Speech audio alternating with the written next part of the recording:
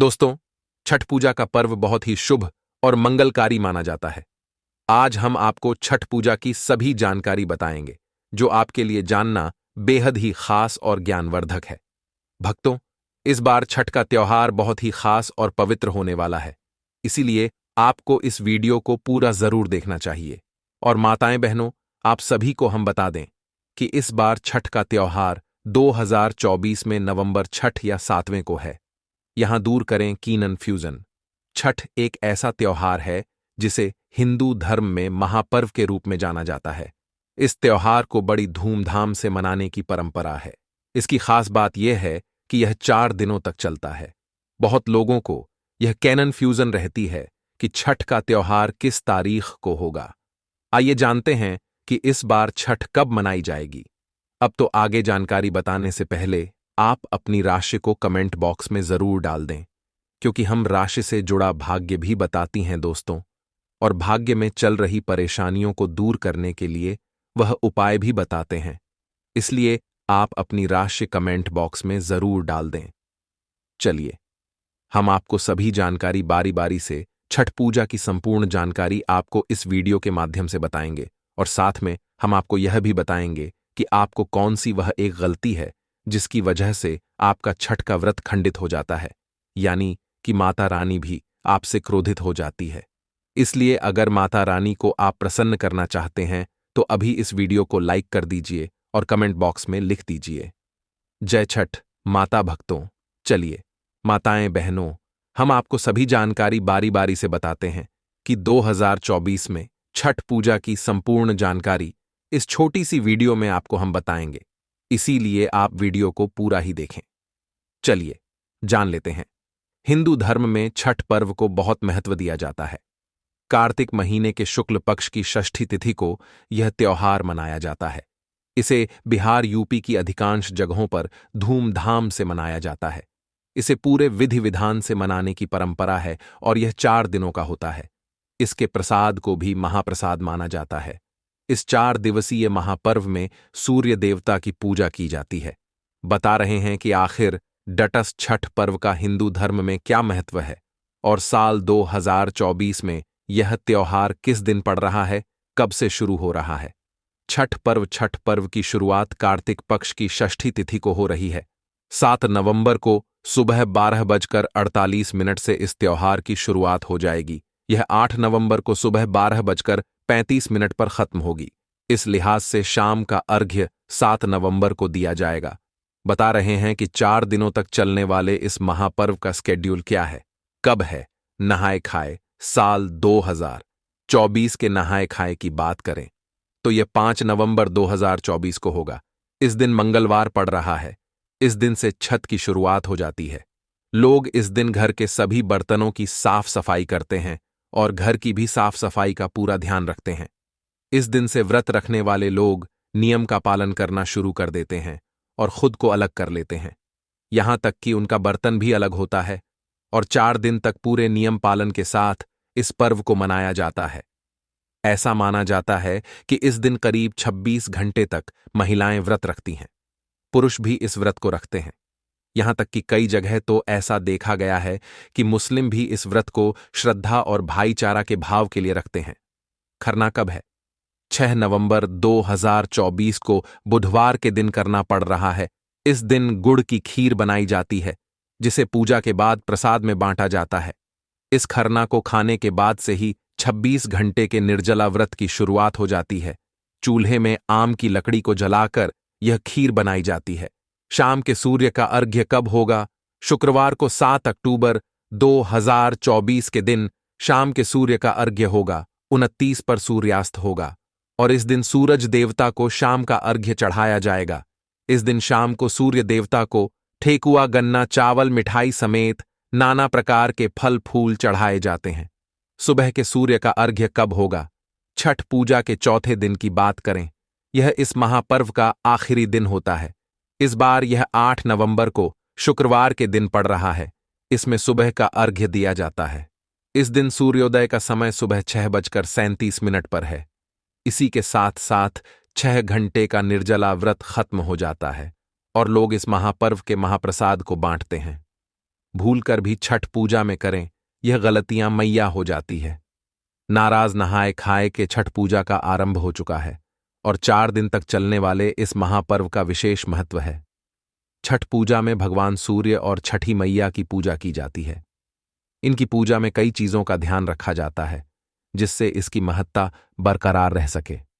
छठ पूजा सबसे कठिन व्रतों में एक माना जाता है और इस पूजा में गलतियों का कोई स्थान नहीं होता है। मान्यता है कि छठी मैया बहुत उदार मानी जाती है और यह अपने भक्तों पर जल्द ही प्रसन्न हो जाती है, लेकिन पूजा के समय कोई भी गलती से नाराज भी हो जाती है। इसलिए छठ पर्व में छठी मैया की पूजा में कुछ बातों का विशेष ध्यान रखा जाता है। इन चीजों को सबसे दूर रखें। छठ पूजा में सबसे जरूरी चीज होती है पवित्रता।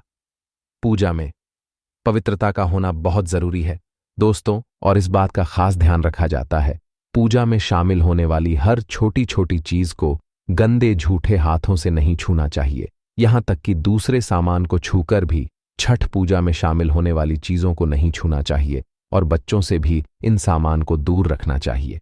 छठ पूजा के सामान को केवल साफ सुथरे हाथ से लेना चाहिए। ऐसी चीजों को ना करें। मां को अर्पित छठ पूजा में छठी मैया को चढ़ाने वाली कोई भी चीज झुठला और खंडित नहीं होनी चाहिए। अगर थप्पे पर लगे फल फूल को भी पशु पक्षी ने झुठलाया है तो उसको भी माता को अर्पित ना करें। फल फूल हमेशा साफ सुथरे और शुद्ध होने चाहिए क्योंकि उनको छठी मैया को प्रसाद के रूप में अर्पित करने का नियम है। साथ ही ध्यान रखें कि छठ पूजा में जो चीज शामिल होती है केवल उन्हीं चीजों का प्रयोग में लाएं। दर्शकों और अपने मन से किसी भी चीज को ना चढ़ाएं। माना जाता है कि एक बार जिस चीज को आप चढ़ाते हैं उसे फिर हर साल चढ़ना होता है। छठ पूजा के समय इस बात का रखें ध्यान, छठ पूजा के प्रसाद को कोई और नहीं बना सकता, इसको केवल व्रत रखने वाले ही बनाते हैं। इसलिए छठ गीत मारबो रे सुगवा, धनुक से सूगा गिरे मुरझाए, उजे सुगनी ज रोयली, वियोग से आदित्य होई न सहाय में वर्णन किया गया है। सुगवा यानी तोता ने एक बार छठ पूजा में शामिल होने वाली चीज नारियल को झूठा कर दिया था, तब उसको बाण से मार दिया गया था। फिर सुगम ने तोते के लिए छठी मैया से व्रत करके आराधना की, तब मैया ने सुगमा को जीवित कर दिया। इस गीत में छठ पूजा में शामिल होने वाली चीजों की शुद्धता के बारे में भी बताया है। इन चीजों का सेवन करने से बचे दिन चलने वाले इस महापर्व में जो भी व्रत करता है और उसके परिजन को तामसिक भोजन जैसे लहसुन प्याज तक के सेवन करने से बचना चाहिए और इस व्रत की शुद्धता तक का ध्यान रखना चाहिए। यहां तक कि इन चीजों को घर पर रखने से भी बचे। छठ पूजा में केवल सात्विक भोजन करना चाहिए। लहसुन प्याज को राक्षसी भोजन माना गया है। मित्रों और व्रत के दौरान इन चीजों के प्रयोग से व्रत की अखंडता और शुद्धता खत्म हो जाती है और पाप के भागीदार बन जाते हैं। व्रत करने वाले यहां ना सोएं।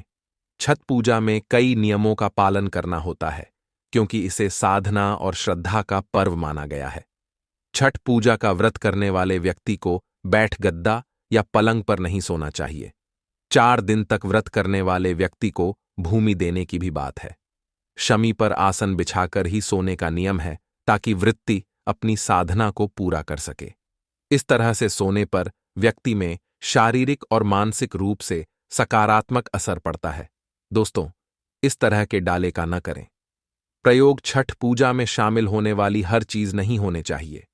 यहां तक कि पहले से प्रयोग में लाए जाने वाले बर्तनों का भी शामिल नहीं करना चाहिए। अगर आपको बर्तन धातु के बने हुए हैं तो उनको साफ करके प्रयोग में लाया जा सकता है, लेकिन डाला हमेशा नया ही होना चाहिए। अगर कोई व्यक्ति इन चीजों को जुटाने में असमर्थ है तो संपन्न व्यक्ति को उनकी सहायता अवश्य करनी चाहिए।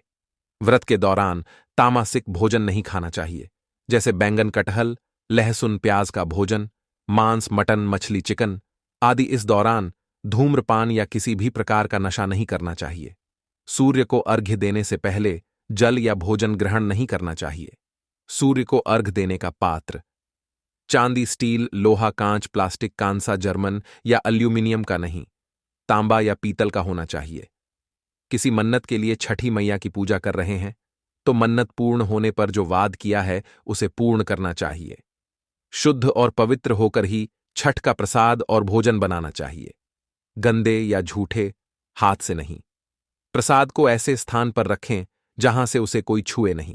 इस दौरान महिला और पुरुषों को साथ में नहीं सोना चाहिए और पलंग पर भी नहीं सोना चाहिए। व्रत के दौरान वाणी पर संयम रखना चाहिए और मुंह से किसी भी प्रकार का अपशब्द नहीं निकालना चाहिए। छठ पूजा की सामग्री में किसी भी प्रकार की कोई कमी नहीं रखना चाहिए। छठ पूजा का व्रत 36 घंटे तक के लिए रखा जाता है। मित्रों, सप्तमी के दिन उगते सूर्य को अर्घ्य देकर ही इस व्रत का पारण होता है। इसीलिए इसके लिए पहले से ही तैयार रह। यदि नहीं बनता है व्रत रखना तो ना करें। व्रत रख ही रहे हैं तो गर्मी से दूर रह, शांत रहे, कम बोले, आराम करें। बस पूजा के दौरान ही सक्रिय हो। प्यास लगने या गला सूखने पर बर्फ से चेहरे और गले की सिकाई कर सकते हैं। पटना त्योहारों के देश भारत में कई ऐसे पर्व हैं जिन्हें काफी कठिन माना जाता है और इन्हीं में से एक है लोक आस्था का महापर्व छठ, जिसे रामायण और महाभारत काल से ही मनाने की परंपरा आ रही है। नहाय खाए के साथ आज से आरंभ हुए लोक आस्था के इस 4 दिवसीय महापर्व को लेकर कई कथाएं मौजूद हैं। एक कथा के अनुसार महाभारत काल में जब पांडव अपना सारा राज्यपाठ जुए में हार गए, तब द्रौपदी ने छठ व्रत किया। इससे उनकी मनोकामनाएं पूर्ण हुई तथा पांडवों को राज्यपाठ वापस मिल गया। इसके अलावा छठ महापर्व का उल्लेख रामायण काल में भी मिलता है। एक अन्य मान्यता के अनुसार छठ या सूर्य पूजा महाभारत काल से की जाती है। कहते हैं कि छठ पूजा की शुरुआत सूर्यपुत्र कर्ण ने की थी। कर्ण भगवान सूर्य के परम भक्त थे। मान्यताओं के अनुसार वे प्रतिदिन घंटों कमर तक पानी में खड़े रहकर सूर्य को अर्घ्य देते थे। सूर्य की कृपा से ही वे महान योद्धा बने थे। किंवदंती के अनुसार ऐतिहासिक नगरी मुंगेर के सीता चरण में कभी मां सीता ने 6 दिनों तक रहकर छठ पूजा की थी। पौराणिक कथाओं के अनुसार 14 वर्ष वनवास के बाद जब भगवान राम अयोध्या लौटे थे तो रावण वध के पाप से मुक्त होने के लिए आशी मुनियों के आदेश पर राज सूर्य यज्ञ करने का फैसला लिया। इसके लिए मुग्धर राष्ट्र को आमंत्रण दिया गया था, लेकिन मुग्धर अर्षि ने भगवान राम एवं सीता को अपने ही आश्रम में आने का आदेश दिया। आशिकी की आज्ञा पर भगवान राम एवं सीता स्वयं यहां आए और उन्हें इसकी पूजा के बारे में बताया गया। मुग्धर आश्र ने मां सीता को गंगा चिद्धावलप्पु, आज से शुरुआत हो गई है। इस 4 दिवसीय त्योहार की शुरुआत नहाय खाए की परंपरा से होती है। यह त्योहार पूरी तरह से श्रद्धा और शुद्धता का पर्व है।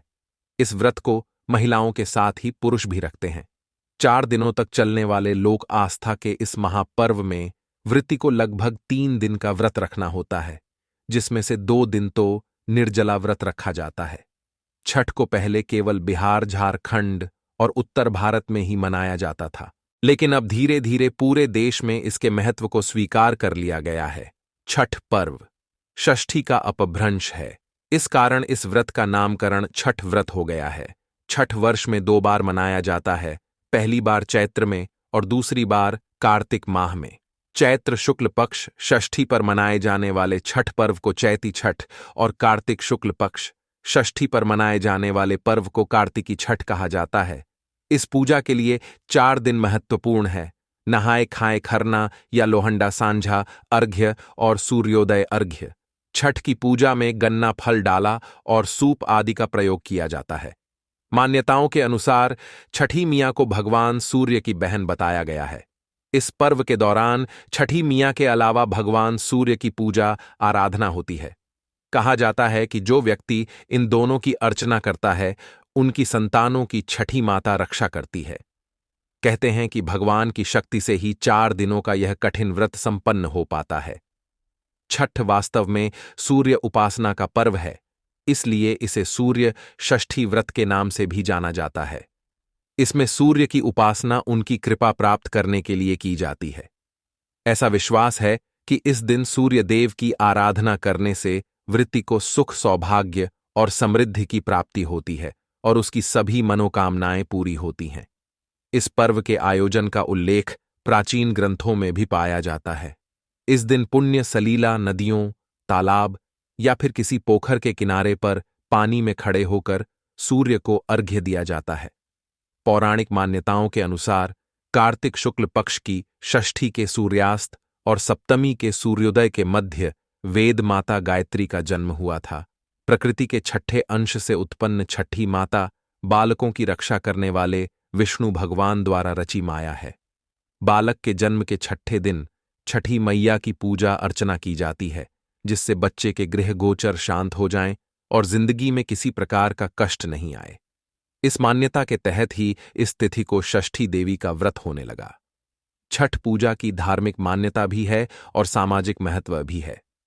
लेकिन इस पर्व की सबसे बड़ी बात यह है दोस्तों कि इसमें धार्मिक भेदभाव, उच्च नीच जात पात भूलकर सभी एक साथ इसे मानते हैं।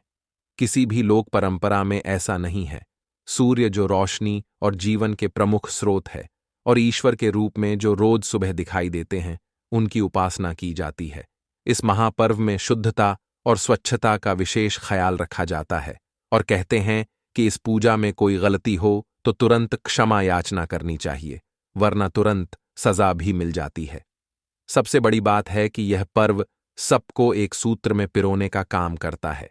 इस पर्व में अमीर गरीब, बड़े छोटे का भेद मिट जाता है। सब एक समान ही विधि से भगवान की पूजा करते हैं। मित्रों, अमीर हो वह भी मिट्टी के चूल्हे पर ही प्रसाद बनाता है और गरीब भी, सब एक साथ गंगा तट पर एक जैसे दिखते हैं। बांस के बने सूप में ही अर्घ दिया जाता है।